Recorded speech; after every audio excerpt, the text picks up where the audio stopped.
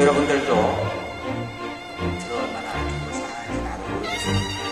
그래서 오늘 확인하려고 삼행시를 통해서 여러분들이 아시는 것 같습니다.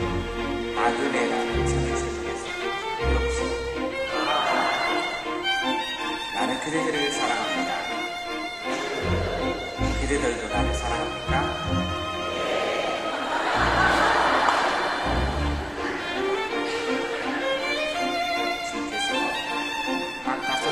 물고기 2마리를 5,000명을 배불리 몹시고도 남은 초가지 12광주리를 채울 정도였다는 복음의 말씀은 나눔의 상징으로 잘 알려져 있는 기적의 이야기입니다. 주님께서 이 기적을 통해 나눔의 교훈을 우리에게 가르쳐 주고 계십니다. 제자들을 불러서 예수님께서 군중에게 먹을 것을 주어라 말씀하셨습니다. 제자들은 불가능하다고 변명합니다. 여기는 백한 곳이고 시간도 늦었고 한가족들과 물고기 2마리 밖에 없고 200덩어리 옷이 필요하고 나눌 수 없는 여기에 변명을 제자들이 합니다. 오늘에 사는 우리의 변명과도 나는에게는 내가 가진 것이 너무 없다. 나는 시간이 없다. 나는 너무 멀리 떨어져 있다. 무엇인지 나눌 수 있는데 말입니다. 사실 사랑은 나눔입니다. 사랑이 없어서 나눌 수가 없는 것이 아니겠습니까? 제자들은 많은 사람들이 함께 해결할 수 있는 방법을 제시했으나 그것은 예수님의 가르침과 삶에서 거리가 먼 것입니다. 예수님은 그들이 지속적으로 먹을 수 있는 사랑을 보여주셨습니다. 제자들과 예수님의 생각은 차이가 있습니다. 우리도 교회도 자신의 몸을 빼어줄 때 세상 사람들이 우리의 그 모습을 통해 주님을 알아볼 것입니다. 이 세상은 누군가의 희생으로 움직입니다. 오늘 빵 5개와 물고기 2마리로 5,000명을 먹이신 예수님의 이 기적도 사실 그 출발은 한 어린이의 희생으로 시작된 것입니다. 모두가 배고픔에 굶주려 있을 때 자신이 가진 것을 한 어린이가 내어놓았던 것입니다. 예수님은 그것을 나눠주라고 하셨습니다. 어린아이가 내놓으니까 너도 나도 내놓고 한 명씩 가진 것을 다 내놓았습니다. 음식이 많아지고 더 많아지고 큰 기적을 예수님께서 행할 수가 있었습니다. 내가 내어놓는 이 작은 희생이 이 세상을 바꾸는데 도움이 될까 하는 의심이 아니라 우리가 해야 할 일은 내어놓음입니다. 기적은 하느님께 달려있습니다. 하느님은 우리의 작은 내어놓음을 가짐으로 기적으로 바꿔주십니다. 우리가 해야 할 일은 내 것을 내어놓는 일입니다. 우리가 가지고 있는 것에 대해 얼마나 감사하고 있습니까? 더 가지려 하고 더 올라가려 하고 더 알려고 하다 보니 병이 납니다. 현재의 것을 잘 보면 얼마나 많이 가지고 있고 풍요로우신지 알 수가 있습니다. 그리고 그것에 대해 감사하시란다면 하늘나라는 이미 우리에게 와 있는 것입니다. 나눔은 돈을 많이 본 다음에 성공한 다음에 하는 것이 아닙니다. 나눔은 여유가 있어서 하는 것이 아니라 오히려 자신의 가난을 나누는 것입니다.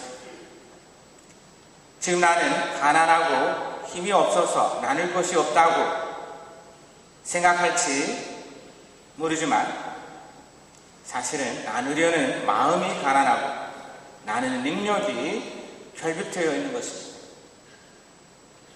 나누는 능력도 생명체와 같아서 쓰지 않으면 퇴화하고 잃어버리게 됩니다. 인디언의 영혼 오히에사가 이런 말을 하셨습니다. 백인들은 은행의 돈을 맡기고 이자를 붙여 찾아갑니다.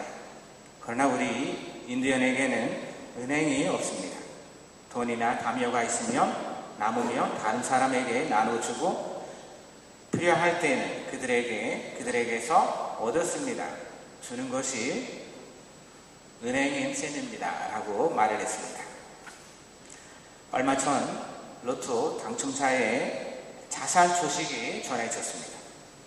40대의 젊은이는 1등에 당첨이 되었는데 상금이 23억이나 되었습니다. 세금을 빼고 집 8억 원을 수령했으나 5년 만에 다 잃고 기키야 자살을 하고 말았습니다. 로또 당첨자 3명 중 1명은 5년 내에 파산을 한다는 통계도 있습니다. 외국의 사례도 마찬가지입니다. 자살, 알코올 중독, 마약, 도박, 이혼 등 행복보다는 불행한 삶을 사는 이가 더 많습니다. 저도 로또 쿠폰을 여러 번 선물로 받았는데 당첨 안 되는 것이 다행스럽다고 생각합니다. 공룡 마더 테레사 스님은 하나님께서는 우리 모두가 부족함이 없이 충분히 살아갈 수 있도록 풍요로운 세상을 만들어 주셨지만 욕심 많은 사람들의 요구를 다 채울 만한 세상을 만들어 주지 않았다라고 하셨습니다. 이 세상에 많은 분쟁과 불의와 폭력과 빈곤과 불행들은 나눔의 중심보다도 욕심이 우세하기 때문이라고 봅니다. 마더 테레사 스님이 살아계셨을 때 가난한 사람들을 위해서 많이 봉사하셨습니다. 어느 날에는 그분은 길거리에서 어린 아이 하나를 데려왔습니다. 그 아이의 얼굴에서 몹시 배고프다는 것을 알 수가 있었습니다. 그런데 도대체 며칠이나 그 아이가 굶었는지 알 수가 없었습니다. 그 아이는 빵을 받았더니 한 부스러기만 떼어 조금씩 먹기 시작했습니다. 이 마더 테레사 스님은 그것을 보고 얘야 배고프지? 더 먹어라 하자 그 어린이가 스님을 바라보면서 이렇게 말을 했습니다. 저는 이 빵을 다 먹고 나면 더 배가 고플까봐 못 먹겠습니다. 그 어린아이는 너무 가난해서 먹을 빵이 있어도 조금만 먹었던 것입니다. 가난은 단순히 빵에 굶주린 것이 아니라 오히려 인간의 존엄성에 대해 커다란 굶주림을 말하는 것입니다. 그런 사람은 어디든지 만날 수 있습니다. 우리 공동체 안에서도 있습니다. 마더 테레사와 같은 사람들은 그런 내적이고 영적인 굶주림을 이해할 수 있습니다. 우리가 살아가면서 얼마나 진심으로 우리 삶을 나눕니까? 우리 생활 활동은 마더 테레사의 곳만에 못하지만 진심으로 일하고 있는 사람만이 진정한 삶을 나눌 수 있습니다. 작고 단순한 일이라고 해도 다 의미 있는 일입니다. 사람이 무엇을 가지고 있고 또한 얼마나 많이 가지고 있느냐 하는 것이 중요한 것이 아닙니다. 다만 내가 가지고 있는 것을 어떻게 하고 있고 어떻게 나누는지 더 중요합니다. 나누면 풍부해집니다. 동남아 여행을 하면 어느 나라는 비옥한 땅이 너무도 넓고 자원도 풍부하는데도 불구하고 대부분의 국민들이 너무나도 가난하게 삽니다. 그렇게 될 수밖에 없는 것은 그 나라의 전체 국민 중 5%의 사람이 그 나라의 75%의 땅을 차지하고 있기 때문이라고 말을 듣고는 말문이 막힙니다. 그렇다고 해서 그 5%의 부자는 만족한 생활을 하고 있느냐 하면 그렇지도 않습니다. 이 세상에 자기 재산으로 만족한 체벌이 어디 있는가요? 욕심 많은 사람에게 재산은 마치 바다에서 표류하는 사람의 갈증을 풀어주지 못한 바닷물과 같습니다. 바닷물을 마시면 마실수록 갈증만 증폭되기 때문입니다. 사랑은 나눌수록 커지고 고통은 나눌수록 작아진다고 하지 않던가요? 우리는 모으는 것도 나누는 것도 목적을 두지 않는다면 그 모은 재산들은 생명력을 상실하여 어느 누구에게도 행복과 보람을 가져다 주지 못할 것입니다. 나눈다는 것은 자기가 쓰고 남는 것 중에 일부를 나눠주는 것으로는 부족합니다. 언젠가 사랑을 나누면 사랑이 한없이 커지고 언제나 사랑을 나누면 사랑이 한없이 커지고 기쁨을 나누면 기쁨이 한없이 커집니다. 하느님은 사랑이십니다. 우리를 사랑하신 분이십니다. 그래서 함께 하신 하느님의 힘으로 더 의미 있고 값진 삶을 끝없이 찾고 나눕시다. 예수님은 당신이 주실 수 있는 것은 아낌없이 전부 주셨고 마지막에는 당신 자신마저 우리에게 먹이로 주심으로써 우리를 구원하여 주시며 우리도 우리 자신을 나눠줌으로써 나눔의 신비 기적을 일으켜 봅시다. 이제 우리는 신앙인으로서 나눔의 삶을 꼭 살아야 합니다.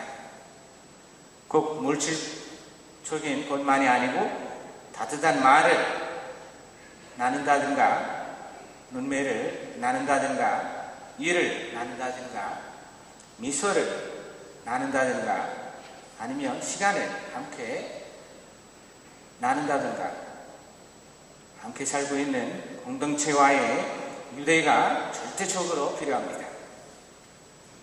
나누는 기쁨이 없다면 사는 기쁨도 없습니다.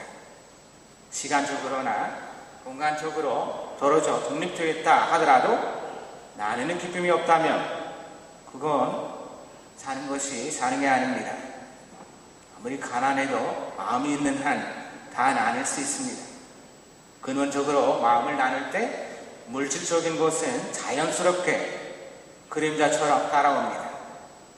그렇게 함으로써 내 자신이 더 풍요로워질 수 있습니다. 세속적인 계산법으로는 나누어 가질수록 내 잔고가 줄어들 것 같지만 출생한 입장에서는 나눌수록 더 풍요로워집니다. 나누면 행복, 더하기 행복입니다. 잠시